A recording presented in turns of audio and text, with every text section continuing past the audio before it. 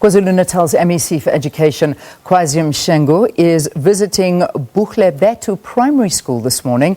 An educator was attacked at the school yesterday and shot by unknown suspects. The teacher was taken to hospital for medical attention. So for more on this, let's cross live to our reporter, Simphiwe Makhanya. Simphiwe, good morning to you. Tell us exactly what happened, how are the investigations going into the shootings? Good morning to you, Leanne. Well, certainly, as you said, another unfortunate incident happening once again inside the school premises here at Buhlebethu Primary School. Yesterday, we understand a teacher was shot by people who came here under the pretense of being parents of one of the learners here. This is a primary school, Leanne. Just behind me, the learners were just starting to disperse after being addressed by the MEC for Education in KwaZulu-Natal as well as the HOD. They've just been told now to go back home and come back on Monday because, as you can imagine, these children are basically shocked and traumatized by this. But I'm now joined by the MEC for Education in KwaZulu-Natal, MEC Kwazi Mshengu. MEC, thank you very much for your time. Yet another unfortunate incident happening inside the school premises in KwaZulu-Natal. What is the problem?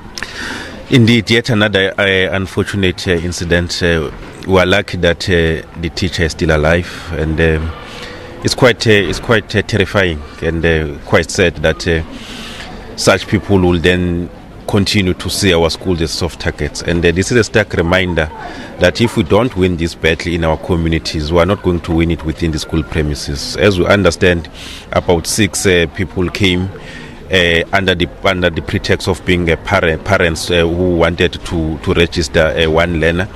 They were escorted from the gate by the security to the principal's office, and they had an engagement with the principal for quite some time, who then indicated to them that the school can no longer admit additional learners because it is full. And after that, they pretended then therefore to be leaving, and then went straight to the staff room. That's where they started to mark these teachers, and the principal then witnessed that incident through the cameras and the screams of teachers. She then pressed the panic button and called for help through the intercom, as it were. So as they were leaving the staff room, then they encountered this other teacher who was coming probably to assist his colleagues who were screaming for help. And then unfortunately he was shot on the chest, and these 6 people then ran away. Fortunately, they were seen in the cameras, and 2 of them have been identified as former learners of the schools, and others are known people in the area, and that information has been handed over to the police. I will be speaking to the MEC for Community Safety to say the police must act quickly in terms of apprehending these criminals, and we need to set a lesson really that schools cannot be places where anybody and everybody can see them as soft targets. They remain sacred places where we build our future. Very briefly, MEC, what is the condition of the teacher? Well, we're told that he's stable in the hospital. From here, I'm going to be visiting him in the hospital. But we've also decided that after seeing the psychologist, the learners should be allowed to go back to school and until Monday.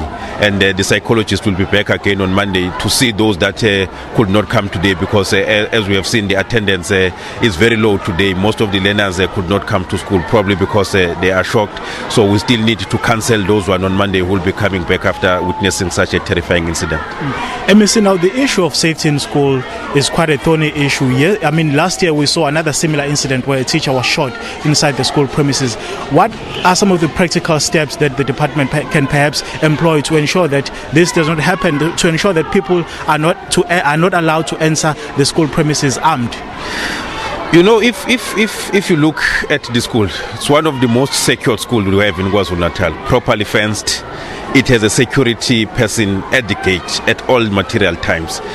Even these thugs, they came to the security guard and posed as parents. And as you know, that was still dealing with the issue of admissions, and parents are in and out of the school at any time.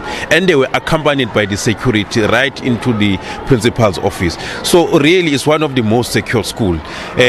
Probably we need to intensify more of our community mobilization, because we need to uproot these criminal elements right from our our communities.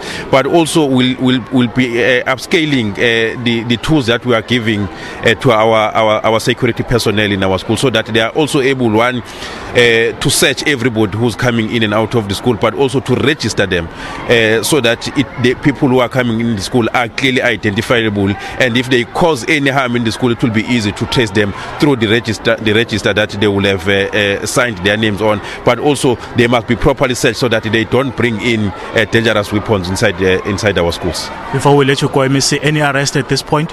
No arrest at this point. As I said earlier, from here I'm going to the hospital, and then from there I will be meeting with the MEC for community safety and liaison in the province to ensure that the police do their work, because now they have the information. They know the identity of these people. Some of them are known in the area. Definitely we know they know where they reside. Now it should be just an issue of the manhunt, and we are calling on also the communities to ensure that if they see these people and these criminals, they must quickly alert the police, so that we can make and effect the arrest quickly. MEC, thank you very much for your time. Thank you so much. It was the MEC for Education in KwaZulu-Natal, Kwazi Mshengu, saying that schooling here has been temporarily suspended as a result of that unfortunate incident which happened yesterday. Leanne, speak to you in Johannesburg.